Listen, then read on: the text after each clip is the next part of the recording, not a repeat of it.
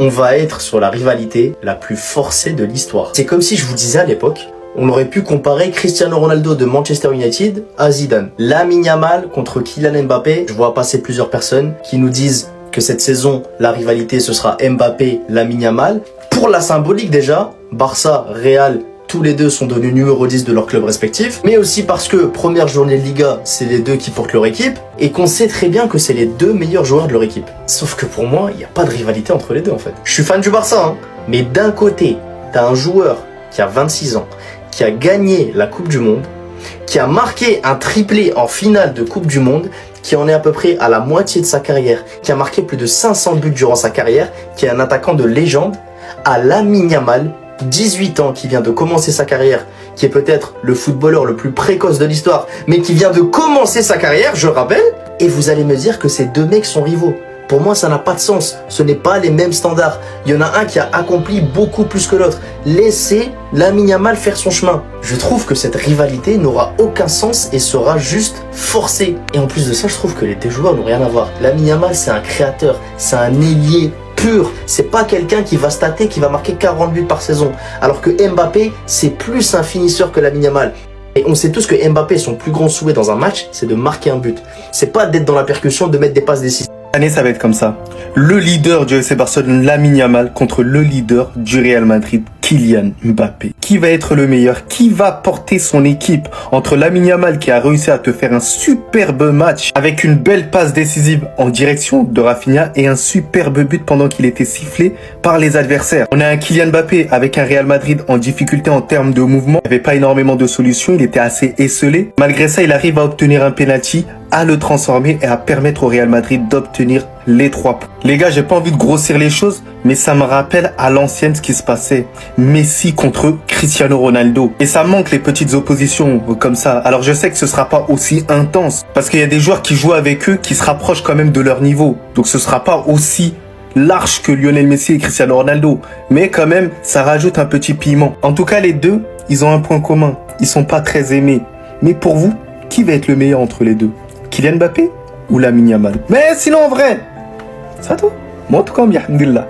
Bon, je vous préviens d'avance, aujourd'hui je risque de me mettre à dos la moitié de la communauté parisienne. Et même si je suis parisien, je suis obligé de mettre fin au débat le plus forcé des réseaux sociaux. Et à mon avis, t'as déjà deviné le débat en question. Qui est le plus fort entre Désiré Doué et Lamine Yamal? Alors ces deux cracks, les deux jouent dans de très grands clubs européens, dans de très grosses sélections. On va pas se mentir, tout est parti de cette vidéo. Quelqu'un avait demandé à Désiré Doué qui était le meilleur entre lui et Yamal et il avait répondu c'est moi. Et depuis, toute la commu Barça veut la peau de Désiré Doué et attendent juste un seul faux pas du jeune français pour le détruire. Après, encore une fois, hein, moi je suis parisien, je vous mens pas, j'ai un affect particulier pour Doué, mais sincèrement, Yamal est largement au-dessus. Faut vraiment arrêter de forcer le débat. Alors déjà, si on se focalise uniquement sur le club, ce que fait Lamine Yamal en club à l'heure actuelle, hein, à 18 ans, j'ai pas vu ça depuis Neymar, voire Eden Hazard. Et pour moi, c'est la grosse différence entre Lamine Yamal et Désiré Doué. Désiré Doué te claque une finale historique et tout au long de l'année, il monte en puissance. Dans les moments décisifs, il est là contre Liverpool, etc. Le mec te fait une finale, il te remporte la première Ligue des Champions du PSG, c'est un monstre. Mais Lamine Yamal est un des derniers joueurs qui choisit ses matchs.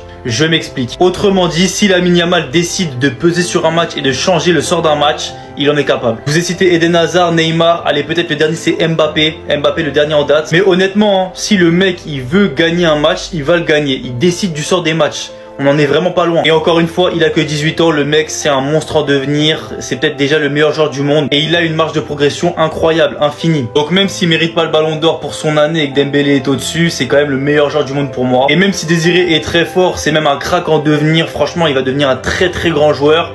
C'est pas du niveau de Lamine Yamal, tranquille. Il peut tellement jouer à droite. Il y a un monde Mbappé est ailier droit, comme en 2018, parce qu'il a encore des qualités de percussion énormes. Et je pense que ce scénario va peut-être ne jamais avoir lieu. Victoire du Real Madrid 1-0 face à Osasuna sur un penalty transformé par Mbappé, mais un penalty qu'il a décroché lui-même. Et où? À droite.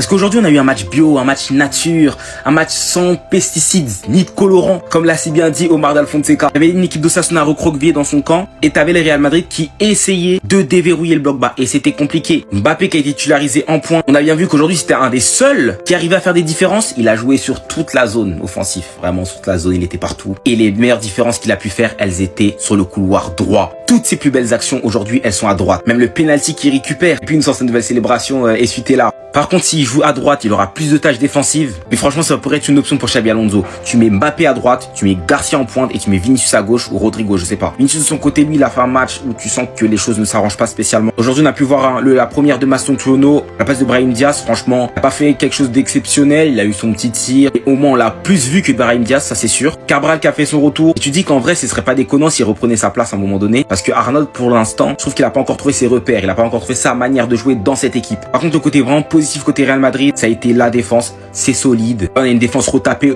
totalement. Carreras, c'est bon. Huysen, c'est top. Militao, c'est top. Et puis collectivement, tu vois qu'il y a un peu plus d'efforts qui sont faits, même si on n'est pas encore sur un bon truc. Comme c'est bizarre. Premier match de la saison, victoire sur penalty, plus un carton rouge mitigé. Comme le Real de Madrid nous avait pas manqué. Waouh. Bon, on va dire qu'il y avait penalty. Moi, j'ai envie de parler d'un seul homme. Parce que ça fait pitié. Vinicius. Je sais pas quoi dire en fait. Son match, waouh. Il a joué comme un Minotaure. Lourd, comme un facochère. Lourd, on dirait Bigfoot. Qu'est-ce qui se passe avec ce joueur? Est-ce qu'il va redevenir fort? C'est désolant. En fait, j'ai même pas envie de le vanner. Il fait de la peine, je sais pas. Aussi la gestion de cet homme, Rodrigo. Masturbino rentre avant lui. Garcia rentre avant lui. Debali aussi rentre avant. Comment le Real gère ce joueur? C'est désolant. En tout cas, on prend les mêmes et on recommence. Madrid plus penalty, plus VAR, plus carton rouge. C'est un classique. Premier match de la saison, bouse. Si c'est ça le Xavi Ball, je pense qu'on va se mettre bien. Je pense qu'on va se mettre bien cette saison. Xabi Alonso, j'ai quelque chose à te demander pour le bien du football. Fais jouer Kylian Mbappé sur un côté. Débrouille-toi comme tu veux, mais fais jouer Kylian sur un côté. Je disais la même chose à Ancelotti la saison dernière. Ce n'est pas le même joueur. Dans l'axe, évidemment, il est bon. Il a le sens du but, il va aller marquer. Mais Mbappé, c'est quelqu'un qui peut te faire changer les matchs parce que c'est un créateur d'espace par le dribble, par la vitesse. Sur le côté, ce mec-là, c'est une arme de destruction massive. On l'a encore vu aujourd'hui. À un moment donné, il est sur le même côté que Vinicius, il est à gauche. Il va, il dribble. Il en enrhume 3, après il se fait rattraper parce que finalement les 3 l'attaquent et il y en a un qui arrive à l'arrêter à la fin. Ensuite, en deuxième mi-temps, sur le côté droit, l'action où il provoque le penalty, elle est exceptionnelle. Il prend de vitesse encore une fois, toujours par son accélération, par sa capacité de rapidité. Et ensuite, quelques minutes après le penalty marqué, il y a encore une action sur le côté droit où il va enrhumer. Mais il est d'une force sur le côté, ce mec-là. Il va falloir trouver un moyen de la part de Xabi Alonso parce que si tu mets Vinicius d'un côté et Mbappé de l'autre, mets un neuf, mets Hendrick, mets Garcia, mets qui tu veux, mets Güler en fauteuil, ils vont se régaler. Avec des mecs comme ça qui vont éliminer. Et t'en as un de chaque côté, mais c'est exceptionnel. Donc pour moi, c'est en ça que c'est un gâchis un petit peu de mettre Mbappé dans l'axe. Le Xabi Alonso Ball ou bien Ancelotti Ball 2.0. Nouvelle saison, mais même Real Madrid, hein. Penalty, la matière de base, tu connais. Victoire des Céréales de Mamine, victoire du Real Madrid 1-0 face à Osasuna. Et en temps normal, pour tous ceux qui ont regardé le match, c'était ennuyant. Mais, vu qu'avec mon œil très affûté, il y a beaucoup de choses à dire. Si on s'attendait à ce que le Real Madrid propose plus de jeux, vu les recrues et le nouvel entraîneur qui est arrivé, c'était vraiment pas ça. On avait l'impression de voir le Ancelotti Ball de l'année dernière. Gros problème surtout au milieu de terrain. Aujourd'hui, Arda Güler a été titularisé aux côtés de Valverde et Tchouaméni. Il a été positionné comme le numéro 10. Mais désolé, il est passé dans ce match comme un fantôme. Comme un fantôme. J'entends le fait que le petit il est très talentueux, pas de souci. Mais désolé, l'apport dont le Real a besoin au poste de numéro 10. Pour le moment, il ne satisfait pas ça. Dans le match, au lieu d'être à la passe qui va tout déclencher, au lieu d'être à la passe qui va ajouter ce petit grain de folie là, il était limite arrêté. Et face à un bloc bas d'Osasuna qui est venu pour défendre, On voyait encore les problèmes de créativité du Real Madrid au milieu de terrain. Pour vous dire même à quel point c'était grave, c'est le jeune défenseur Dean Huijsen qui se muait un peu en milieu de terrain. C'est lui qui essayait un peu de décaler, d'apporter un peu de folie avec ses passes et tout, avec ses tirs. Mais sinon, Güler, désolé, hein, sur ce match-là, il m'a pas convaincu. Il est passé complètement au travers. À part ça, Trent. Si tu m'avais pas dit, j'allais pas savoir qu'il était dans le match. Hein. J'allais pas savoir. Le gars, il est également passé au travers du match. Ceux qui ont été un peu plus en évidence dans le match, on va dire, il y a Mbappé et surtout Dean Huijsen qui a fait un match fantastique. À part ça, le jeune latéral gauche Carreras, j'ai bien aimé, même si j'ai trouvé que offensivement, il n'apportait pas vraiment. Valverde, lui, il était partout sur le terrain. Hein. Il connaît pas son poste, on connaît pas son poste. Il est là où il veut être. En tout cas, personnellement, je pense qu'il va falloir du temps au Real Madrid pour se faire un collectif parce que c'est vraiment pas gagné. À certains moments du match, on a vu que Mbappé et Vinicius se retrouvaient encore sur le côté gauche et qu'il y avait personne en attaque. Et ça, pour des joueurs qui aiment centrer comme des Alexander-Arnold, ça sera vraiment compliqué. On sentait qu'il manquait une présence de tête en fait dans la surface. En tout cas, à la penalty, ça change pas, hein. 3 points. On connaît déjà le scénario. On n'a qu'à vous attraper seulement. Vous allez Lille. Les saisons, elles se suivent, mais il y a une chose qui changera jamais, les gars. À chaque fois que le Real Madrid galère, tu peux être sûr et certain qu'ils vont avoir un penalty pour les sauver. C'est toujours la même chose, les frères. C'était tellement prévisible. Quand on a vu en première mi-temps à quel point les Madrilènes avaient des grosses difficultés à pouvoir marquer, à pouvoir se créer des occasions, on savait bien qu'à un moment donné, il y allait avoir un penalty qui allait sortir. Et regardez-moi ça. Et regardez-moi juste la tronche du penalty, les frères. Est-ce que vous avez déjà vu ça? C'est Mbappé qui marche sur la cheville de son adversaire et c'est lui qui prend le penalty. Mais c'est magnifique. Mais elle est trop belle en fait, la vie des joueurs du Real en fait. Non seulement tu trébuches sur les pieds des défenseurs adverses, mais en plus de ça, ça te donne un penalty. Et vous osez encore chouiner sur le match du Barça contre Mallorca. Parce que ok, c'est vrai que dans le match du Barça contre Mallorca, l'arbitrage était scandaleux, l'arbitrage était désastreux, il n'y a pas de problème. Mais le Barça n'a pas eu besoin d'un penalty pour gagner ce match. Le Barça avait réussi à ouvrir le score bien avant les erreurs d'arbitrage, les gars. Bien avant le carton rouge, bien avant tout ça. Mais là, si ça avait été le Barça qui avait gagné de cette manière-là, mais je peux vous dire, on en aura entendu parler pendant 2 mois minimum, les gars. Un match de merde.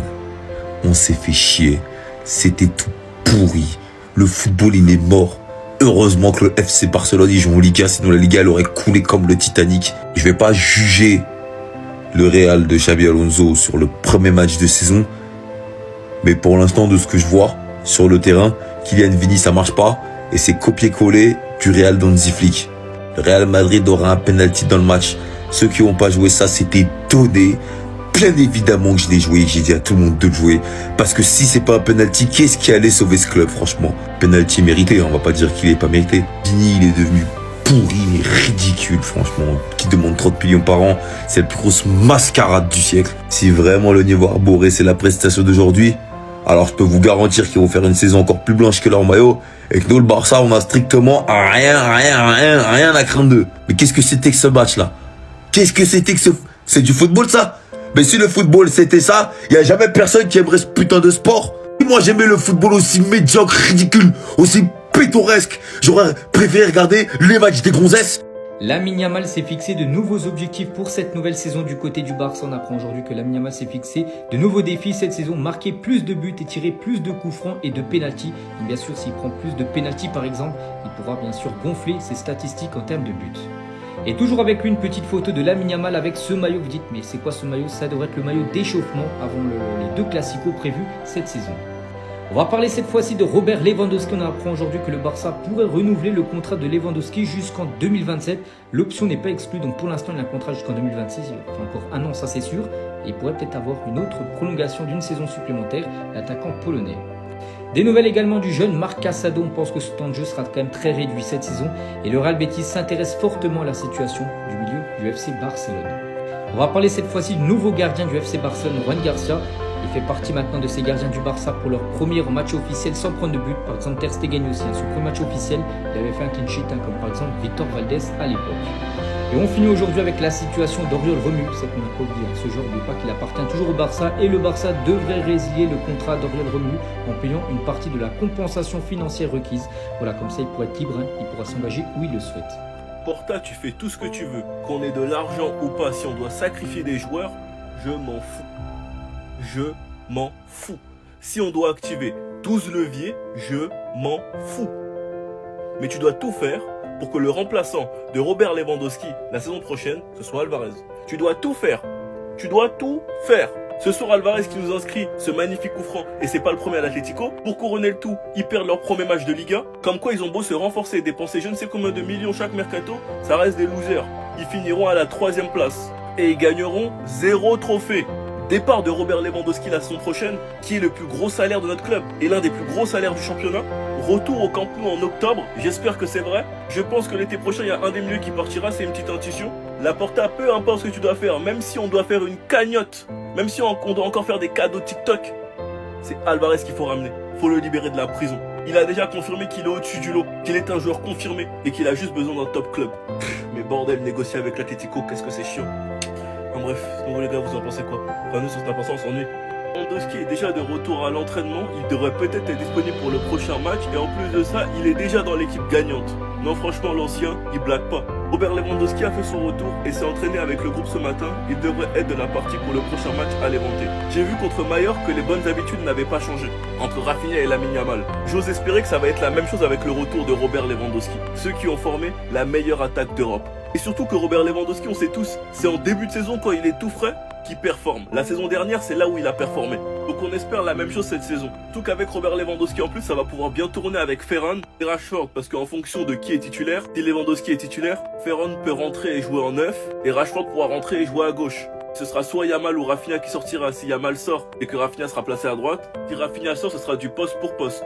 Donc bref, on pourra bien répartir les minutes cette saison, sans même oublier le Rooney Bardi. Et comme je vous l'ai dit les gars, c'est la dernière saison de l'ancien, donc profitons. Et quand je vois les neufs qu'il y a sur le marché, je me demande réellement on va le remplacer par qui.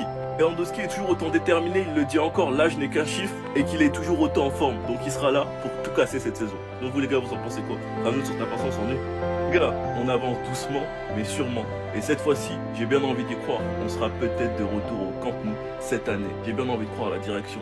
Septembre, octobre, on attend. En tout cas les gars, il est déjà magnifique. Alors qu'il est même pas fini, hein. Il est même pas fini. Il reste encore beaucoup de trucs à faire et des étages à rajouter. Et il est déjà magnifique. Je pense que vous savez tous très bien à quoi il devrait ressembler quand il sera entièrement terminé, mais bon, de toute façon, ça c'est pas pour maintenant. Mais je trouve personnellement qu'on a très bien avancé. À savoir si on aura toutes les permissions de la mairie pour pouvoir y jouer. En tout cas, si on joue tous les premiers matchs à l'extérieur, c'est pour une bonne raison, c'est parce que l'objectif est de revenir au Camp Nou. Savoir celui-ci pourra accueillir combien de personnes, vaut mieux un travail long et bien fait qu'un travail rapide et bâclé. On veut pas que ce soit bâclé comme la boîte de conserve là-bas, là. Mais bref, un peu de patience, je veux bien y croire pour cette saison, sachant que si on arrive à retourner au Camp Nou cette saison, c'est terminé. Tout ce qui est problème financier, c'est fini. Le Camp Nou fera énormément de bien dans les finances du club. Déjà que là, on va un peu mieux. Alors avec le retour du Camp Nou, c'est bon. On aura beaucoup moins de problèmes. De toute façon, concernant le stade, dans quelques semaines, on aura nos réponses à nos questions. Sinon, vous les gars, vous en pensez quoi? Comme nous, sur la patience, on est. Si Flick était furieux après le match contre Mallorca et a détesté l'attitude de ses joueurs, il a d'ailleurs exprimé son mécontentement en conférence en disant clairement je n'ai pas aimé le match. Après avoir mené 2-0 et joué à 11 contre 9, mon équipe a joué à 50%, c'est impossible. Et il a été rapporté que Flick était en colère hier, qu'il a même été déçu, qu'il a passé un savon à toute l'équipe, qu'en gros il faut pas se reposer sur ses acquis et avoir la dalle, en faire plus. Et il a rappelé son expérience avec le Bayern après le sextuplé lorsque les joueurs ont perdu la fin. Ce qui a conduit à l'effondrement du projet et au fait que le club se soit contenté uniquement de la Bundesliga. Mais bref, il explique qu'il a confiance au projet du Barça, qu'il a confiance aux joueurs, mais qu'ils doivent se donner à 100%. Et qu'il n'hésitera pas à faire des changements radicaux si certaines choses ne bougent pas. Et c'est là où on parle d'une chose que je vous parle depuis, la concurrence. Il n'a pas hésité à mettre Eric Garcia titulaire, malgré le statut de Koundé, parce que Eric Garcia était en forme. Il a déjà donné des minutes à Torren pour la première journée de Liga. Il laisse une chance à Fermin, malheureusement c'est toujours comme ça avec Fermin. Il fait un bon match, le match d'après on l'attend titulaire, il fait un mauvais match, après on met Olmo titulaire, Fermin sort du banc, il est trop fort et après on le redemande titulaire. Et une boucle infinie les gars, j'en ai marre de la voir. Et Olmo c'est il est trop fort, il nous fait kiffer, il nous fait rêver, et après on apprend qu'il a une gêne et il jouera pas. Ou bien même De Jong que j'ai trouvé mou pendant ce match, mais faut pas qu'il oublie que derrière il y a des petits qui ont la dalle. Ce qui me fait de la peine c'est que maintenant les Vantés ils vont manger 7 buts au prochain match. Enfin bref, vous les gars vous en pensez quoi? Enfin nous sur ta patience on s'ennuie. Ce qui me dérange concernant les avis sur Araujo, c'est que vous faites grave semblant. Vous faites grave semblant de pas connaître le défenseur. Même le Araujo Prime, il était sale. Il défendait méchamment. Il cassait. Il faisait des fautes qui n'étaient pas sifflées. Alors, à vous écouter, le Araujo qu'on a connu avant, c'était un défenseur propre. Araujo n'a jamais été un défenseur propre. Donc quand je vois tout le monde faire une zumba sur son nombre de fautes, tant qu'il n'est pas sanctionné, et alors ? Madrid est allé te gagner une Ligue des Champions de cette façon avec un Rudiger qui passait son temps à casser. Comme c'était vicieux et malin, il n'était pas sanctionné. Ben Beladi, et c'est très vrai, la saison dernière, quand nos défenseurs se faisaient bouger par des attaquants solides, il y avait du monde pour se plaindre. Maintenant qu'on en a un qui leur rentre dedans, tout le monde crie à la fin du monde qu'on pourra jamais terminer la saison avec. Et dans tous les cas, peu importe, c'est pas comme si on n'avait pas d'autres solutions. Il reste Christensen, Koundé ou bien même Eric Garcia.